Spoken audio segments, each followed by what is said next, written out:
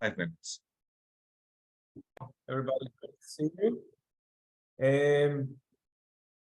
I will acknowledge also maybe Rabbi Scott Pero. Thank you for joining us here today from Romemu and all of the other distinguished guests we have over here.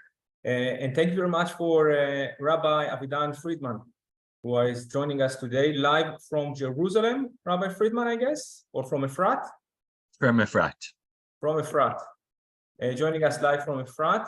Our speaker today, as you can understand, going to be Rabbi Freedman. He's one of the activists against the judicial reform in Israel. He was born in Montreal. He's one of the founders of Yanshuf, which is an organization dedicated to stop Israeli armed sales to human rights violators. Maybe I'm going to put even a link to the Yanshuf website later on, because it is interesting. He's an educator at the Shalom Hartman Institute High School and the post-high school programs. And as you can understand, as you've heard before, he lives in Efrat, which is in the West Bank / Judea and Samaria, together with his wife, Dvorah, and their 5 children. So without any further ado, I'm going to hand it to you, Rabbi Freedman. And again, thank you for joining us here today. Thank you. Thank you so much for having me, for inviting me. Thank you to all of you really for taking the time out. It's important, and it's a wonderful expression of interest, perhaps, and concern for what's going on in Israel. So I appreciate you taking your lunch hour for this. What I was thinking I would do is I'll say a little bit about myself, who I am, and where I come to this issue from, and where I am maybe right now in the current moment in terms of activism. And then I really want to open it up for questions. I could talk about this, and I have been talking about this, about judicial reform and about activism almost nonstop for certainly the last number of weeks since I finished the school year, and I had even more time to dedicate to it. So I would appreciate taking your questions, and that'll give me some more guidance for where to go with it and how to answer. And how to give you a peek and a view into what's going on. I want to start with 2 caveats or 2 reservations. Number one, I work at the Shalom Hartman Institute. I'm a teacher in the high school, at the post-high school program, at other programs. It's wonderful. I'm a huge fan of the Shalom Hartman Institute, but I don't speak now to you as a representative of the Shalom Hartman Institute. What I'm going to say now, to the extent that I'm going to share my views, they are my own views. That's number one. Number two, it said on the flyer that I am one of the leading activists. Maybe that was just to get you into the room, but now that we're all here, I can admit that I'm not. There are amazing people who have put everything on hold in their lives to lead the charge. I by no means put myself into that category. I am, like many tens, even hundreds of thousands of Israelis, a very concerned citizen who has dedicated time that he absolutely doesn't have in order to do what he can to be active and to raise a voice on this issue. So I'm an activist along with many others, and I'm proud to be that. In truth, in the particular context that I live in within Efrat, there are less activists, and I'll speak about that maybe in a few moments. So as Elad said, my name is Avidan. I grew up in Montreal. I was actually born in Calgary, Alberta, but I grew up for my childhood in Montreal in Canada, and then I moved to New York to study in Yeshiva University. I worked after finishing a bachelor's degree at Yeshiva University. I worked in Bnei Akiva of North America. Actually, while I was at Yeshiva University, I was also working at Bnei Akiva, which is the religious Zionist movement. And I really was very active and for many years in the religious Zionist movement. And that's the world that I was raised in, and that I made Aliyah from. I made Aliyah with my family, with Dvorah and 2 kids in 2010, 13 years ago, coming up on our Aliyah bar mitzvah now at the end of August. And we came out of religious Zionist ideology, out of a desire to support the country, to be part of the be part of the Israeli story, to be part of the project and the miracle that is Israel. And I came to be a teacher. That's what I did in the States. I taught at SAR High School in Riverdale for a number of years, and I started teaching right away at the Hartman School. And I didn't really intend to be an activist, but the realities that I saw and that I faced forced me into it, and forced me into it first in the context of what I then ultimately started an organization around the issue of Israeli arms export, which is a topic for a whole nother meeting, perhaps. And I would be happy to spend some time talking to you about that, because it's an important issue. And I started being active on that. But as far as this issue, I would, as far as the issue of the government, for me personally, it actually started, I'm going to take you a little bit further, even before the judicial reform. For me personally, as an activist, it started around 2019. It started when, after the indictment was first given for Benjamin Netanyahu, and he nonetheless continued to run, and I felt that was something that shouldn't have been done, that he should have handed over the leadership of the Likud party to someone else. But that wasn't what put me out into the street. What put me out into the street was that this was already, at this point, I think it was 2000, it must have been 2020, and it was the beginning of Corona, and the government, no, this was, I'm sorry, a little bit before Corona, but the government that was going to be sworn in, ultimately, after a lot of what we call in Israel balagan, a lot of chaos, and a government that disbanded itself because it didn't think that it was going to be able to form a government, and it was afraid of another government being formed. So there were a number of rounds of elections, and then there was a government that was the unity government of Netanyahu and Gantz, and it was an enormous government. It was a government of more ministers than ever, at a time where there was absolutely no excuse for that. And I just felt that the government that's elected is not serving the people's needs. And big part of the reason why it's not serving the people's needs is because of a prime minister who is under investigation and who is now in the process of towards a criminal trial. And that's when I started going out into the streets. That was in the times of what was called the Balfour protests. And at that point, I became what's called here a Balfouriste. I became someone who was protesting at Balfour and protesting against, really against corruption, and against the way that corruption was affecting our political process. And then Corona came, and we in Israel were told at a certain point that we weren't allowed more than a kilometer out of our house even to protest. And then I started protesting in Efrat. And at first I was the only one. I stood at a roundabout. If you know Israel, they have these roundabouts, and I stood at a roundabout in Efrat with a poster with a sign against corruption, and that's what started me protesting within Efrat. And from there, a group of protesters in Efrat gathered, and it was a very, very small group. We were maybe at the peak, 10 people from Efrat who were protesting. Efrat, as you can imagine, or perhaps you know, in the West Bank, in Judea and Samaria, an overwhelmingly religious community, not 100% religious Orthodox, but mostly religious Orthodox. Very high percentage of Anglo-Saxons, very, very high percentage of right-wing people who vote for the right-wing parties.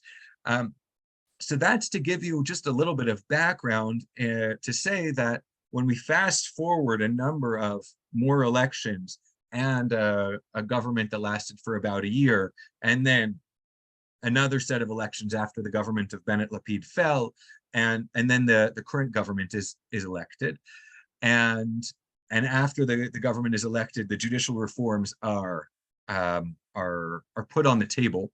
Yariv Levin puts the judicial reforms on the table, and then somebody turned to me and said, you know what, we really need to start protesting in Efrat. And I know that way back when you were protesting and you have some kind of a WhatsApp group, so let's get it started again, because we need to raise a voice, and we need to raise a voice from within this bastion of religious Zionism, because I will tell you from my perspective, and I'm not alone, there are many people in the religious Zionist community who felt after this last election that the brand of religious Zionism and the ideology of what religious Zionism is about has really kind of been kidnapped in a way.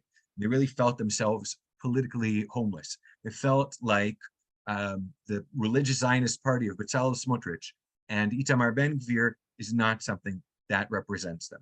So, and even beyond that, or aside from that, many people felt that, or people felt that the judicial reform is not something that represented them. And even if they were people, and there are many people here who have a lot of issues with different decisions of the Supreme Court and have many bones to pick with the Supreme Court, and even they, and even people who historically voted right-wing and voted Likud, felt that this is going too far. But for that first, we decided that we were going to join the protest movement and have a protest in Efrat. That first protest, we had no idea how many people were going to show up. I didn't know if it was going to be me and 2 other people, if we were going to be 10, 15 people like we had been back then. And actually something like 50, 60 people showed up from the Gush Etzion area to protest. And the pictures from that protest actually really went viral because people in Israel were really surprised. They didn't think that there are settlers, there were religious people, that there were right-wing people who had a problem with the judicial reform. And there were. And different people had different reasons for being there. Some of the people were people who were been protesting back then and who were worried about corruption, for one thing. And some of the people were people who were in favor of, again, judicial reforms, but felt like this was essentially something where the government was trying to take unbridled, unchecked powers for itself, and that was something that was destructive and that was damaging even for, and maybe even especially for, the right wing and for settlers. People came for all kinds of different reasons, and what we tried in Efrat was really to keep a very broad platform so that people could feel like they are coming and signing on to something that we all agree in. And as the reform continued, and as the schism in Israeli society became more and more pronounced and extreme, and as the government was kind of just plowing forward without any consideration of the strength of the opposition to it, more people started to come for that reason also, because they felt like they could come under a banner of, let's do judicial reforms, but do it as something that has consensus, and don't be willing to tear apart the fabric of the country and the fabric of society for the sake of this judicial reform, even if it's needed. And so that's something that was able to bring in more people. We got to a point, I'd say the last most intense point that we were at was right before Passover, right before Pesach. It was the end of the winter session of Knesset. And at that point, the government was still trying to pass the entire judicial reform. And that was what the government was saying that it was committed to doing, and what it was mandated to do, what it had been given the mandate to do, and what it was obligated to do because of that mandate, to pass the entire judicial reform. And then at that point, that was actually a point at which I felt that things were so bad that I actually joined a group of people who were hunger striking outside of the Knesset for about a week. And those were people who were against the reform, and also people who were for the reform, but felt like we were really on the brink of catastrophe and on the brink of a civil war, and we needed to do something. And there was a beautiful group of people who started to go on a hunger strike, and really out of a prayer for consensus, for wanting to see reforms that would happen that have a broad consensus and don't rip us apart. that ended when what's called here Lel Galant, the night of Galant, when the Minister of Defense was fired because he in a press conference expressed that that he basically expressed that he wasn't going to support the reform. At that point, he was fired from his job, and then something unbelievable happened in Israel, which is that tens, hundreds of thousands of people spontaneously just went out to the streets, meaning nobody said, it wasn't an organized protest from hours before. I was at the protest tent near the Knesset.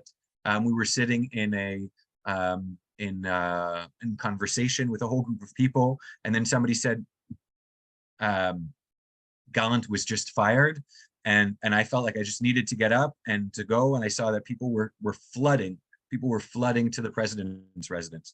I got in a car and went, and we had to stop the car because it was just being flooded by people, and the flood of people went to the Knesset. People all over the country were protesting, and the next day, after another humongous protest in Jerusalem, Netanyahu finally at the end of the day said, okay, we're pausing, we're taking a pause, we're not pushing it forward at the end of this, and we're going to talks. We're going to negotiations hosted by President Herzog. At that point, we in Efrat felt like we should stop protesting because we want to give these negotiations a chance. And so in Efrat, for about two or so months, we stopped the protests. And it's only after the negotiations stopped a few weeks ago that we have returned. Where we are right now, and this is kind of the last thing I will say, and then I want to open it up to I'll take a round of questions and then answer them kind of all together. Where we are today is basically a very similar place to where we were then before Passover at the end of the winter session. We are now right at the end of the summer session of the Knesset. It's supposed to finish a week from Sunday on the 30th. And so the question is the government going to pass the reform or not? Right now we're not talking about all of the 4 or 5 main points of the reform, but one specific law regarding the reform, which is the reasonableness clause. Sometimes I have a little trouble remembering the English terms, so I might need some help with that because I'm consuming it all in Hebrew. But the reasonableness clause, where what the government wants to do is to contract, or actually essentially to cancel the ability of the courts to intervene on the basis of extreme unreasonableness in a government decision, if it has to do with the government making a decision regarding an appointment, or ministers making any of hundreds and thousands of decisions they make on a daily and weekly basis. So the ability of the court system to intervene and to override those decisions is what the government now wants to basically cancel. And from my perspective, and from the perspective of, I would say, the mainstream voice within the protest movement, I think there are two feelings about this idea of this one law that they want to pass. Number one is that it is what's called a salami approach, meaning they're trying to pass the whole package, but they're just trying to do it piece by piece instead of all at once. And number two is that even this slice of salami is problematic enough in and of itself to justify protests, to justify now what has been increasing numbers of reservists announcing that they will stop their volunteer reserve duty, doctors who are warning that they will not continue to serve and to serve in their capacities if this passes. So that is the moment that we're at. We're really at another very, very dramatic moment, I think, in Israeli history, where in the next week, either the government is going to pass this, and then I don't know what's going to happen. I think it will be very severe, or the government will not pass it. It might also have very severe consequences, or some kind of a compromise may be found.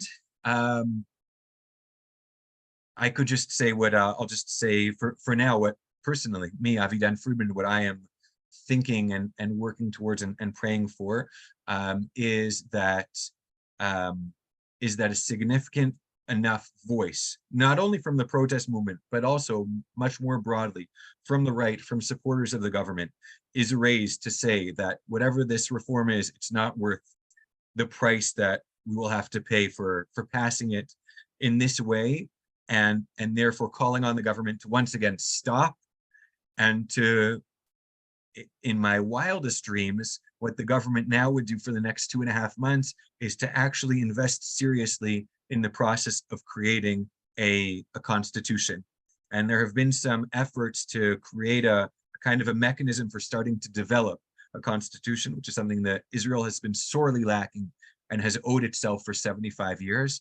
And that would be my most rose-colored dream of what might possibly happen now. But many things will be determined in the coming days and week. So I think that's enough for a promo, right? And now, Elad, how do you want to open it up to questions? Yes, we're going to open it up for questions. Allow me to start with maybe a few questions, and then if you want to take more questions, please do so. But just a quick reminder to everybody here, please make sure to ask questions. If you have comments or other things, I don't think right now going to be the best time. You can find another platform, another time to do so. So when it's come to questions, if it's possible, Rabbi Freedman, maybe to describe a little bit and to elaborate maybe a little bit about how the streets in Israel look like in the last 48 hours in Tel Aviv and in Jerusalem and other places as well. And also, if it's possible, just to elaborate a little bit, not like, a speech, about the judicial reform itself. What are the bullet points of the judicial reform? And also from the those who are pro-reform point of view, what is their main bullet points? How do they see the situation and the escalation in Israel now? I'm sure you have few neighbors who think very different than you. So that's going to be my questions. Other questions, friends? I see only Avi. Anyone else? Avi? I just say that this is the second time that we hear only one side of the issue. I think it is very unfortunate that we don't have a speaker who can explain that this reform has been proposed by not other than Barak 10 years ago in the 58th Knesset meeting of that Knesset, that it's in the platform of Sar, and it was given by a detailed speech of Lapid. This is, so it would be very good if this community have a chance to listen to the other side and why this reform is so urgently needed. When the Supreme Court allows the incarceration of 12 and 14-year-old boys and girls in the ethnic cleansing from Gush Katif, when we got a Hamas enterprise with Iranian missiles on Tel Aviv and Jerusalem, the question is if this Supreme Court doesn't need a reform. Thank you, Avi. I will say as a quick comment, we all know there is no black and white in life. We do understand there is a lot of gray. I do understand, I think in a way, some of your point of views. But again, I will say, Avi, this is not the time right now. If you would like to arrange another Zoom session, we're going to be dedicated. If you want to do the other side of the reform, it's definitely doable. Thank you. Yes, other questions, friends?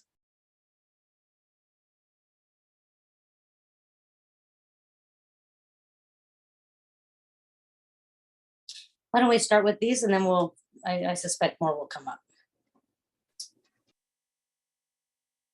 Okay, great. So let me take these, and Avi, I appreciate that, and I am certainly not the person to I hear these points and I have these conversations, but I have my side, and there's another side. If you want, I can Elad, I can connect you to other people, my neighbors who could speak to the other side, and we could do a debate, whatever you want. But as far as, okay, so first of all, as far as how the streets look, it's, I have to tell you, it's very exciting and very inspiring for the most part. Yesterday, I spent the entire day in Tel Aviv. I took a bus from Efrat at 5:30 in the morning. I got to Tel Aviv around 7 o'clock. At 7 o'clock, there was a large crowd of people who were gathering near the Israeli tower. We weren't even the earliest protesters to be gathering. There were other people who had gathered already at 6:30. We marched to the Ministry of Defense. There was a large protest there that was led by brothers and sisters in arms. It was a completely nonviolent protest. The police did a beautiful job of maintaining the right to protest. There was no police violence. They didn't try to, they understood that the best way to respond to this, to the numbers of people and the determination of the people, is to allow for, I think, law and order to be maintained by blocking off roads, redirecting traffic. And so for a number of hours, we blocked the roads there and actually blocked the sisters and brothers in arms who are reservists, who are former generals and former commanders and senior members of the IDF and of all kinds of military and defense industries and services, chained themselves to the front of the gate, and then after a few hours, we disbanded peacefully. And the people who were chained unchained themselves. Everybody got up and moved over to the next stop. And we spent hours and hours, thousands of people in the Tel Aviv heat. It was hot. It was very, very hot. And people who were taking their summer vacation to protest. And I thought it was incredibly inspiring. A funny anecdote that Israelis and Israeli expats will appreciate, and Americans, you'll maybe scratch your heads, where there's a very, very loud protest in front of the rabbinical, in front of the chief rabbinate offices in Tel Aviv. And we were there also for a number of hours, from 10:30 till 2 o'clock. Thousands of people who were there and who were chanting and who were protesting, and very, very noisy. And it was petering out, and after blocking the road, they were kind of cleared off from the road, and police were starting to let traffic go through. And then at 2 o'clock, the police told the protesters that they need to stop making noise. Why? Because in Israel, from 2 to 4, you're not allowed to make noise. It's a law. It's a municipal law. It's called Sha'ot Sheket. If you've, it's something that parents of little children don't enjoy so much. Once I got a note in my garden that my kids were making too much noise during Sha'ot HaSheket. It's this funny Israeli thing. Between 2 p.m. and 4 p.m., you can't make noise. And so the police stopped the protest, told everybody to stop making noise, and the protesters stopped. The protesters stopped, disbanded. There was no further protesting. For the most part, the protests of tens and hundreds of thousands of people are completely nonviolent. There are road closures and road blockades, but it's in a non-violent way. And then at the extremes, there is violence when police make the decision that they need to clear out the streets, and then at some point, when protesters insist and aren't cleared out, then police officers will clear them out with force. And sometimes it's force of pushing, dragging, picking up, using machtaziot, water cannons, using horses. I have to say, different people have different opinions on this, but from my own experience, I've seen the police doing their job in a professional way. For the most part, not keeping their cool, really keeping their cool and doing their job. And there have been there have been cases where I think that the police have gone too far and have done things which are illegitimate, but really for the most part, the police are doing their job. From my perspective, citizens are doing their job to protest something which they think is wrong. So that's how the streets are right now, and it's just, as I said, because we're at a critical juncture right now. It's the protest movement is just on the, it's getting more and more intense right now. Last night, a march from Tel Aviv to Jerusalem began, which is hopefully going to be gathering more and more people until they reach Jerusalem on Sunday. And Sunday and Monday, there are certainly going to be massive protests towards the vote on Monday. So let's talk about what that vote is, and the judicial reform itself, and what the pro is, and how do other people see the situation. So as far as the judicial reform itself, my gosh, it's, I've been, there have been so many, it's been so intense, and there have been so many stages to this that I don't even know. There were points at which I could recite to you the 4 pieces of it. And now, because we've been focused on the ilat hasvirut, on the reasonableness clause, there's, let's see, there are 4 main points. There's the reasonableness clause, there's the override clause, which is basically the reasonableness clause relates to the executive branch, meaning the government, and when it makes decisions.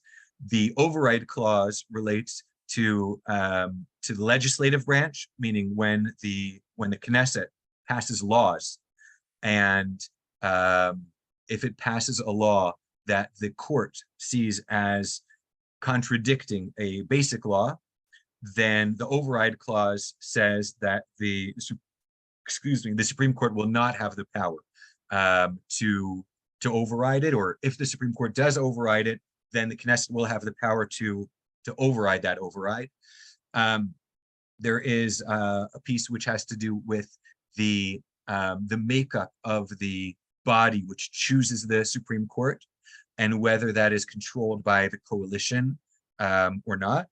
And the final piece is has to do with another piece of judicial oversight, which escaped me at the current moment. The pro is a few things. Number one, the people who are in favor of the reform say this is democratically elected government. It has 64 seats, and therefore it has the mandate to pass the laws and pass the policies that it sees fit. And if this was one of the things that, one of the platforms that was on the table during elections, now I'm not going to be, sorry, Avi, I'm not going to be objective. I can't. I'm not going to pretend to try to be objective because I can't. So I'll try to say facts and not opinions. But don't think you're getting an objective point of view even when I'm trying to tell you the story, okay? You still need to hear from the other people. So it was on the table. It was on the table in the platform of the religious Zionist party, the Tzionut Hadatit party. It wasn't at the forefront of the Likud's campaign, but it was out there. And the government says that that's our mandate and that's what we need to do.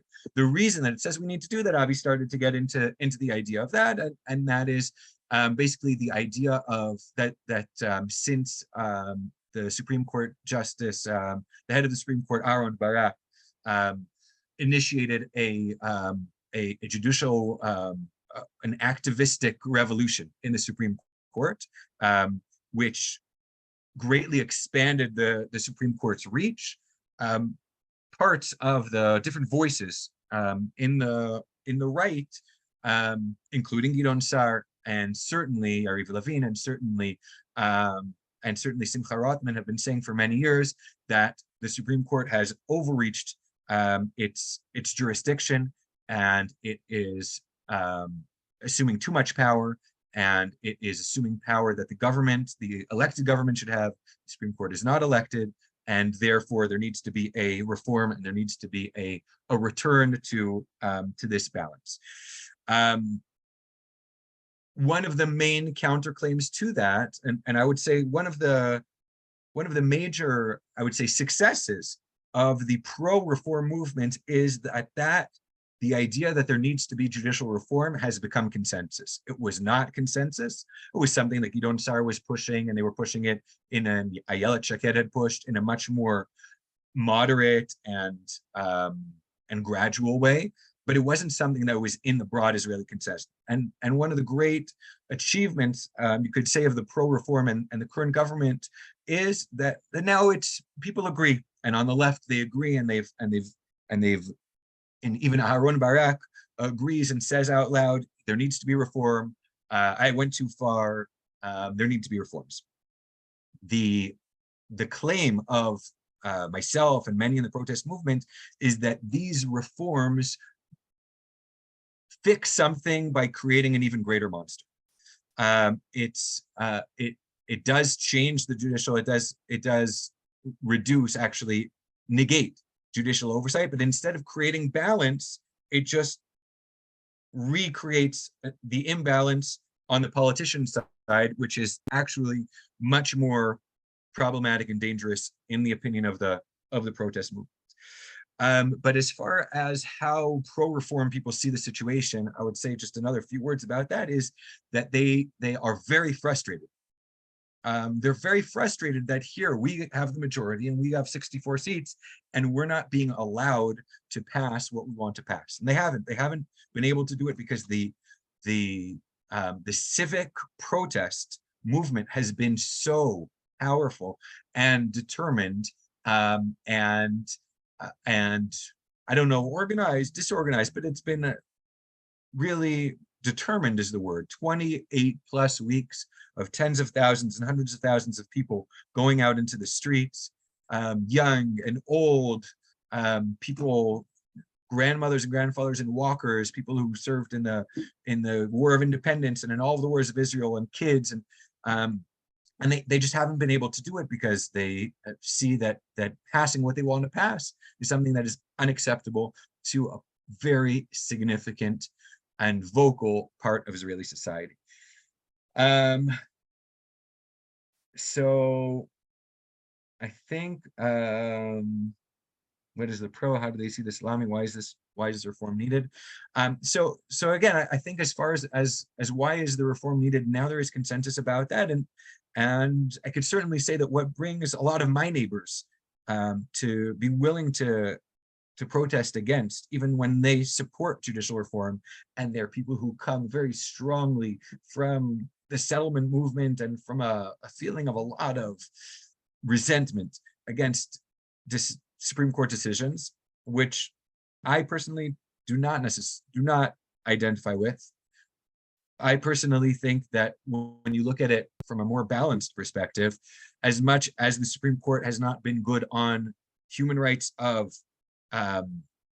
the people who were expelled from Gush Katif, the Supreme Court has been even worse on the human rights of Palestinians and evictions of Palestinians.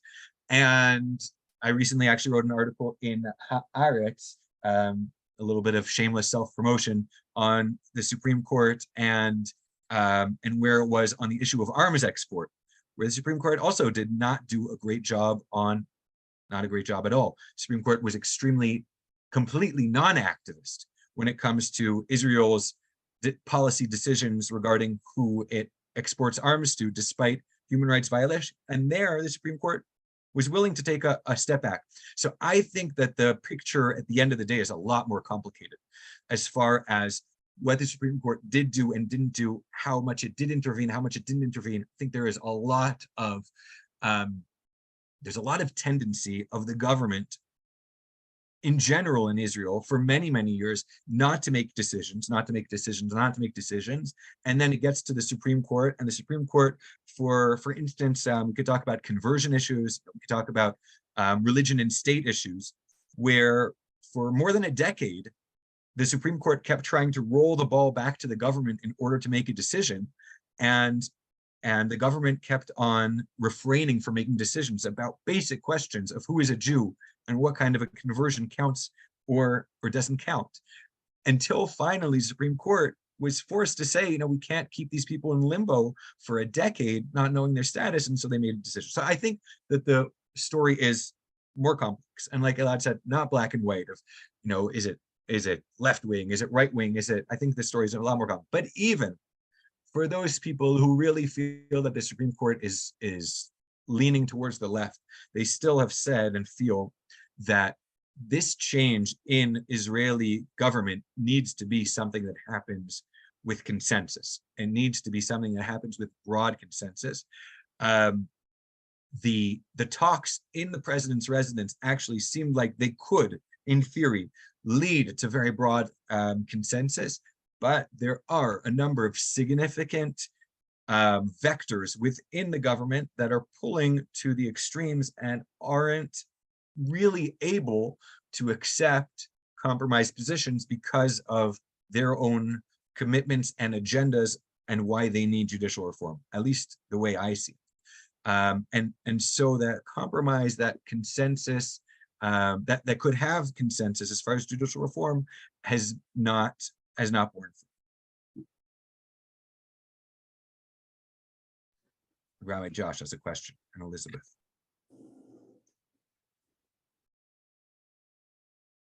Josh, unmute yourself.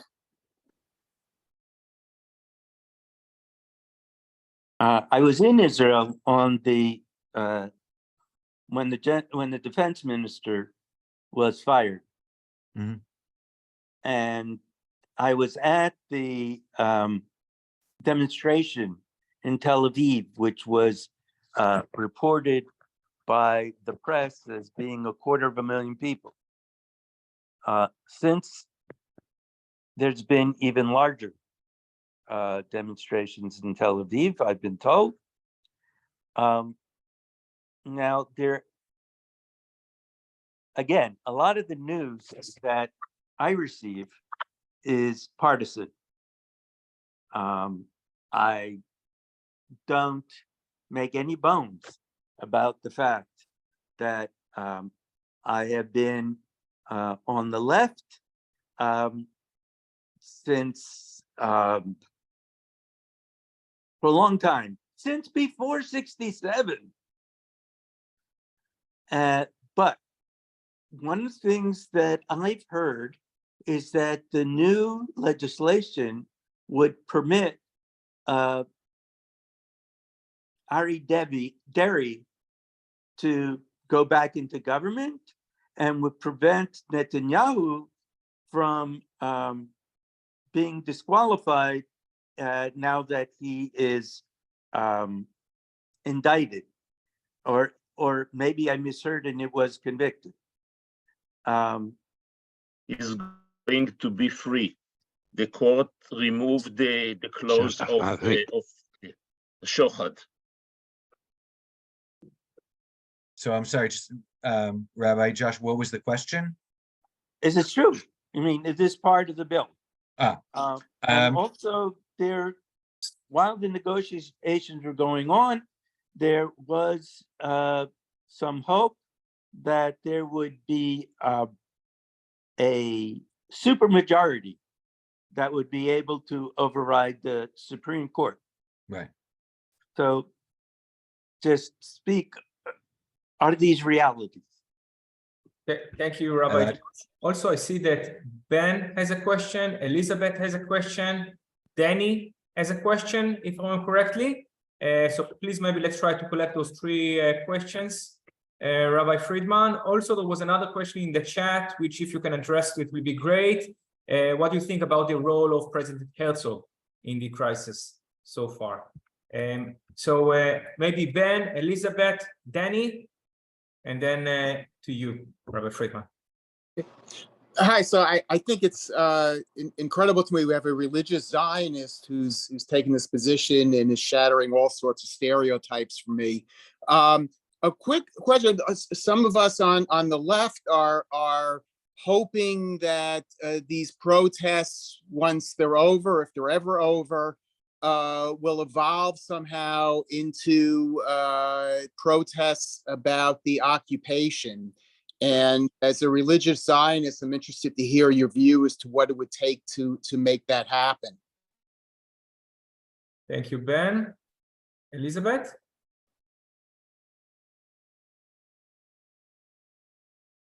So you sort of touched on the answer to part of this question, but I'm old enough to have grown up in two protest movements, the civil rights movement when I was a little girl and the Vietnam protest movement. And we were in Israel in March and we went to the protests in Tel Aviv. And I would say that of those two protest movements that I experienced, civil rights was very successful. Vietnam was less successful.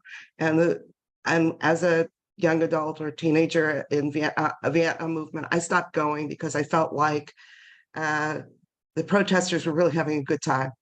I know it was hard and I know that they had to deal with challenges, but it was a social event. And I so felt that in March when we were in Tel Aviv, that it was wonderful. There was a huge turnout, but my question is, what is it really achieving? And you answered that a little bit. You said that that's why it's been so hard for them to reach a decision. But so my question is, what is the evidence of the impact of this movement? And other than making people feel like they're doing something which can actually be counterproductive. And then the other question is, so what if it fails? What if this vote goes completely against what people are hoping for? What is your what's the next step? Thank you, Elizabeth. Danny, you're here. Yeah. So my question is a little bit aside from the big changes in the Supreme Court laws. I would like, I know because I read every single Israeli media and paper, but there's a lot of tiny laws that are being or supposed to be passed in the coming 10 days that are not talked about. And that's why, for example, the big protest in front of the rabbinical court, taking, for example, child support from the normal court and moving it to the strict rabbinical court. Lots of other women rights laws that are being discussed, but they're part of the protest, but they're not part of the big judicial reform. So I would like, if you can, speak about that more, so the people in the audience here can hear that, because in my opinion, some of those are actually much more dangerous to Israeli rights and Israeli human rights, and in a way they're not discussed. I wanted to mention one thing, not to answer a full answer to you, Ben, but those protests already protesting the occupation. It was always there, even when I was protesting there in March. But I think there is a feeling, at least in my friends and all my friends are on the left, is, because people from the right and people from different parts of the Israeli society are in this protest, you don't want to alienate some by bringing a subject that will already cause such a divide. So we're taking care of one thing, and then the other thing will come up. That's all I had to say about this. Thank you, Danny. And again, there was another question regarding Herzog's role in the crisis. Rabbi Freedman, that's going to be the last questions that we're going to take. So also, if you'd like to wrap it, it would be good. Yeah, now that tell me how much time, because I see we're already over time. I don't mind, but I know it's your lunch hours or how much time do you want me to take here? Let's say 9 more. 9 minutes. How about that? Thank you. 9. So we have 5 questions. 9 minutes. Okay. Yeah. 9. I'll do my best. I'm a rabbi, so I'm very bad at times. You know that, Gary. Okay, so I'll start with the. I'll just do it as they came in. As far as the protest about the occupation, yes, there is certainly there's a tension. I'll say it like that. On the one hand, some people who are protesting are kind of saying it's the occupation, stupid, meaning they're saying, the real the core problems here, the fundamental problem all goes back to the occupation, and that's one voice, and they're raising that voice. And in the Jerusalem protests, there is a a core group of that's called Looking the Occupation in the Eye, which is protesting. And there's been a tension between them and I forget who it was, the last commenter said, between kind of the mainstream, which is saying we want to keep a big tent here and we want to be able to allow this issue to be as broad as possible. The question that none of you asked, which I have to say is, I don't know, is very polite, impressive, and a little bit surprising. The question I'm always asked is how, it maybe was a little bit between the lines, how can you as a settler protest against this when there are all of these other issues that you should be, how does that hypocrisy work of me as a religious settler doing that? So and I'll say, as it's a very interesting dynamic where I'm a very outspoken voice within. I'd say, I guess I'm one of the most outspoken settlers as far as being anti-reform and protesting this. And a lot of people have reached out to me and have said, listen, I totally disagree with where you live, and I think it's wrong, but I'm really amazed about what you're doing, and I'm really happy to join hands with you and to fight this fight together. And later we'll go back to fighting about the occupation. But there is this even more clear and present danger to Israeli democracy that exists, that we feel like there is suddenly a much, much broader swath of Israeli population that is willing to look at it and to rise up against it. And I think the right thing also tactically for the anti-occupation movement is to be a part of that and to do its best to try to pivot it when the time comes to, okay, do you understand how these things are connected? But for now, to just be part of this movement and to be working together, even with people that they disagree with. I think it also relates to the question about the lots of tiny laws. There are a lot, literally hundreds of tiny laws and not so tiny laws and budgetary decisions that this government has made that without the judicial reform may have just passed by, and they may have caused some people to raise an eyebrow, or they may have caused some small protests, but not very, very significant protests. And now, on the one hand, they're not getting any attention because everybody's attention is on the judicial reform. But on the other hand, there is this sense that one of the, and this is kind of what I was talking about when I was talking about vectors, one of the things that many elements of this government needs in order to pass what it wants to pass is to not have any check or balance on its power, which in Israel really is the Supreme Court, which is the check and balance on the power of government and the tyranny of the majority. And in order for the Religious Zionist Party to pass things that it wants to, as far as the settlements and retroactively allowing for settlements that were built illegally according to Israeli law, not according to international law that all of this is illegal, but according to Israeli law, and for the blanket exemption of ultra-Orthodox from army service, and for many, many, many laws that the Supreme Court would perhaps intervene and say that that's not something that you can do. So this is kind of the big fish that the protest movement is fighting against. And on the other hand, in many ways, the big fish that the government is fighting for, meaning they want is to be able to pass what they need and want to pass without being bothered. And so a lot of the tiny laws fall into there, where the sense is, and that's why they haven't been passed yet, is that as long as the Supreme Court is around, there's no way they're going to fly. But if the Supreme Court is essentially neutered, then they will be possible to be passed. I think the movement has been extraordinarily successful, Elizabeth, thus far.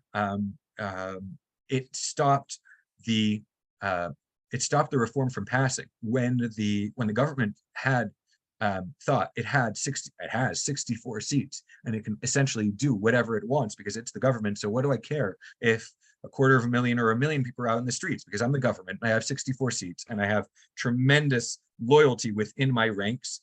And so we're going to pass this. I can tell you that when I was hunger striking, the day before, even the day, I think the day that day of Gallant being fired at night and his statement, we spent the entire day, we spent some 6 hours speaking to members of Knesset, the hunger strikers, and trying to do something, and everyone was convinced, opposition, coalition, this is all going through, there is nothing that can stop this.